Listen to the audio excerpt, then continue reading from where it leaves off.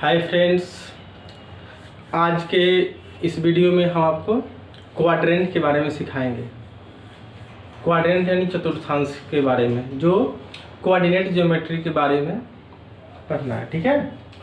Quadrant में आप ऐसे एक क्वाड्रेंट होता है, ठीक है, इसको हम लोग क्वाड्रेंट इंग्लिश में बोलते हैं। ठीक है, क्वाड्रेंट इंग्लिश में बोलते हैं और हिंदी में इसको चतुर्थांश बोलते हैं। ठीक है, चतुर्थांश मतलब जिसका 4 गो भाग हो। ठीक है, इसमें क्या करते हैं, ये जो ऐसे लाइन हम खींचे हैं ना, ऐसे लाइन, इसको हम लोग बोलते हैं एक्स अक्ष। क्या कहते हैं इसको? एक्स अक्ष कहते हैं। इस वाले लाइन को, पूरे लाइन को एक्स अक्ष कहते हैं। इंग्लिश में इसको बोलते हैं एक्स एक्सिस। ठीक है, एक्स एक्सिस बोलते हैं। ठीक है, एक्स अक्ष। ठीक है, और जो ऊपर से लाइन आया हुआ है ना, ऊपर से, इसको हम लोग वाई अक्ष कहते हैं। क्या कहते हैं?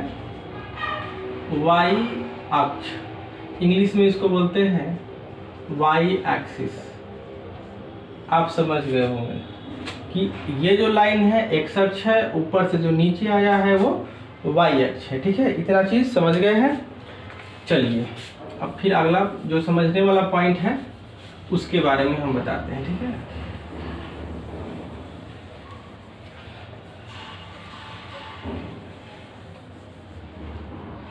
अगला जो पॉइंट है वो समझने वाला है कि ये जो है, इसको हम बोलते हैं, जो जहां पे आके ये दोनों लाइन कट रहा है ना, इसको हम लोग कहते हैं मूल बिंदु। क्या कहते हैं? मूल बिंदु। ठीक है, मूल बिंदु का मतलब होता है, इसको इंग्लिश में कहते हैं ओरिजिन। क्या कहते हैं इंग्लिश में इसको? ओरिजिन। ठीक है, मूल बिंदु यही है जहाँ पे दो एक्स एक्सिस और वाई एक्सिस आके जहाँ पे कटेगा वो हो जाएगा आपका मूल बिंदु। ठीक है, एग्जाम में पूछा जाता है मूल बिंदु का निर्देशांक। मूल बिंदु का निर्देशांक एग्जाम में पूछा जाता है। आप बताइएगा 0 0। ये 0 0 क्यों होता है वो आगे पढ़ते वक्त हम आपको जब पूरा एक्सप्लेन करेंगे तो उसमें इसकी चर्चा करेंगे। फिलहाल थोड़ा देर के लिए याद रखिए कि मूल बिंदु का जो निर्देशांक होता है वो 0 0 होता है। ठीक है, अब ये जो एक्स एक्सिस है ना, इस पे हम नंबर को डिनोट करेंगे। क्या करेंगे? नंबर को। यहाँ आपका एक्स हो गया, यहाँ एक्स डैश हो गया, ये डैश है, एक्स डैश है।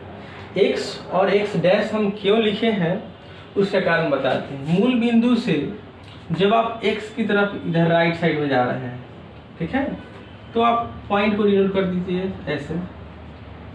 जितना बड़ा फिगर बनाइएगा उतना नंबर डिनोट कर सकते हैं। मूल बिंदु से अगर आप इस तरफ जाते हैं एक्स की तरफ, तो +1 +2 +3 +4 +5 +6, ये ऊपर भी लिख सकते थे, कोई दिक्कत नहीं है। और मूल बिंदु से अगर हम इधर की तरफ आते हैं ना, बस वही चीज नंबर होगा, बस वो निगेटिव यानी माइनस में लिखते हैं। -1 -2 -3 -4 और -5 हो गया। ठीक है, जरूरत के हिसाब से जितना जरूरत पड़ता है उतना आगे बढ़ाते हैं, इधर से इधर बढ़ाते हैं। ठीक है, तो ये जब प्लस में जाएगा ना, ये प्लस में, तो इसको हम लोग धनात्मक मान बोलते हैं। क्या बोलते हैं? धनात्मक। इसको इंग्लिश में कहते हैं पॉजिटिव। ठीक है, ये धनात्मक मान है। जो इंग्लिश में ये जो हम इधर से ओरिजिन से जो इधर आए हैं ना, ये हमारा ये ऋणात्मक मान है। कैसा मान है? ऋणात्मक। इंग्लिश में इसको कहते हैं निगेटिव। समझ गए होंगे, जो प्लस में लिखेंगे वो पॉजिटिव होगा, जो माइनस में लिखेंगे निगेटिव होगा। ठीक है, ये आप समझ गए हो। ओरिजिन से इधर आएंगे तो माइनस में, जितना उधर जाएंगे वो सब प्लस में जाएंगे। ऊपर जब जाएंगे ना, ये वाई हो गया और ये वाई डैश हो गया। हम इसीलिए बार बार लिख के मिटा दे रहे हैं, क्योंकि ज़्यादा भर जाएगा तो फिर प्रॉब्लम हो जाएगा। यहाँ से जब ओरिजिन से ऊपर की तरफ जाएंगे ना, तो प्लस में जाएंगे। +1 +2 +3 +4 +5 +6 और भी जा सकते हो पर जरूरत के हिसाब से। और वही जब हम नीचे आते हैं तो माइनस में। -1 -2 -3 -4 -5, ठीक है। अब आप समझ गए होंगे कि सेम इसी की तरह कहानी हुआ, प्लस एक्स पे इधर गए तो प्लस में, इधर आए तो माइनस में, वैसे ही वाई में भी होगा। ऊपर जाएंगे तो प्लस में और ओरिजिन से नीचे आएंगे तो माइनस में, ठीक है। इसको हम लोग बोलते हैं फर्स्ट क्वाड्रेंट, इसको बोलते हैं हम लोग फर्स्ट क्वाड्रेंट। इसको बोलते हैं सेकंड, फर्स्ट क्वाड्रेंट मतलब प्रथम, कुछ लोग इसको प्रथम पाद कहते हैं तो कुछ लोग इसको चतुर्थांश कहते हैं, ठीक है। ये हो गया आपका सेकंड क्वाड्रेंट, सेकंड क्वाड्रेंट। इसको लोग, कुछ लोग द्वितीय, ठीक है, कुछ लोग इसको द्वितीय पाद, तो कुछ लोग इसको द्वितीय चतुर्थांश कहते हैं, ठीक है।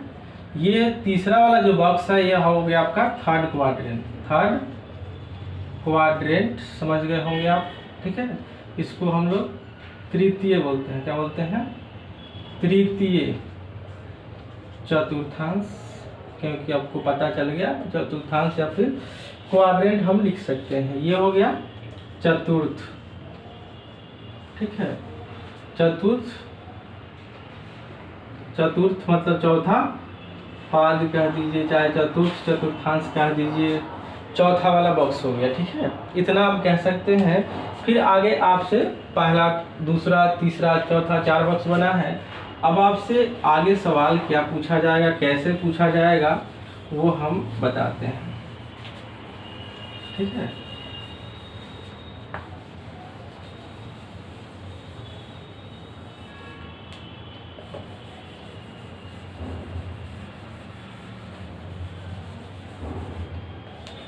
देखिए, प्रथम क्वाड्रेंट में हम क्या करते हैं कि x और y का मान जब लिखेंगे तो ध्यान रखिएगा, अगर हम 4 लिखें, x का मान क्या लिखे 4 और y का मान 5, ये दोनों प्लस में लिखे हैं। क्यों लिखे हैं?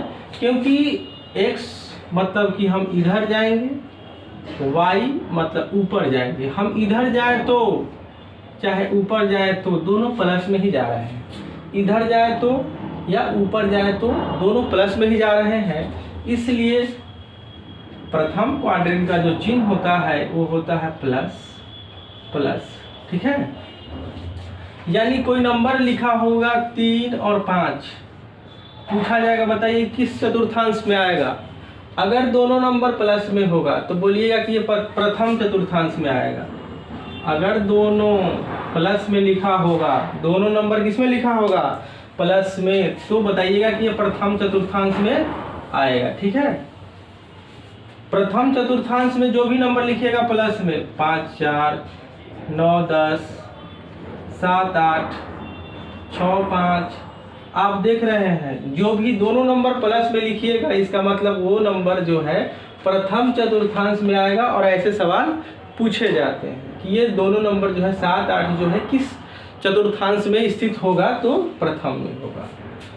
इसमें क्या होगा, इसमें भी x और y का मान हम लोग लिखते हैं, लेकिन याद रखिएगा इस वाले में x का मान तो प्लस माइनस में जा रहा है ना, x का मान क्या जा रहा है माइनस में, और इस वाले में y का मान प्लस में। याद रखिएगा माइनस प्लस, यानी x का मान हम पहले लिखते हैं, बाद में लिखते हैं y का मान, तो x का मान तो माइनस में जाएगा ना और y का मान प्लस में जाएगा।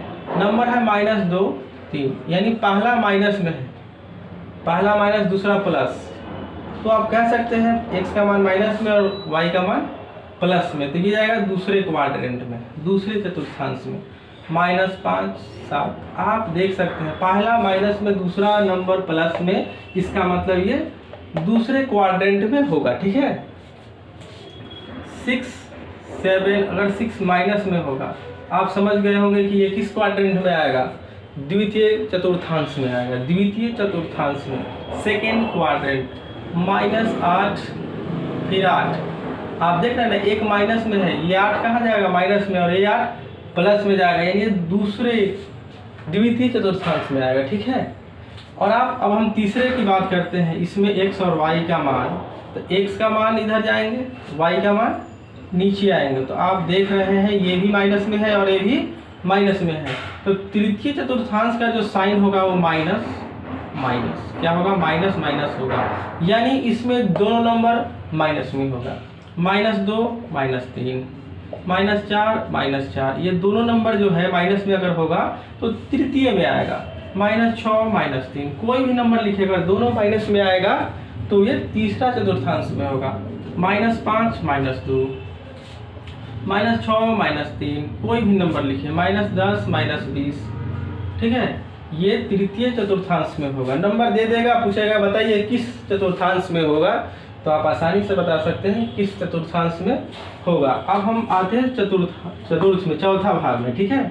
इसमें भी x का और y का मान लिखेगा तो x का मान पहले और y का मान बाद में। तो x तो इधर है ना जी, इधर जाइएगा तो x का मान प्लस में है, x का मान किस में है, प्लस में, और y तो नीचे आया और नीचे तो माइनस में है, यानी प्लस माइनस, यानी पहला प्लस और दूसरा माइनस में जैसे ही देखिएगा आप बता दीजिएगा कि चतुर्थांश में आएगा, चतुर्थांश में आएगा, ठीक है।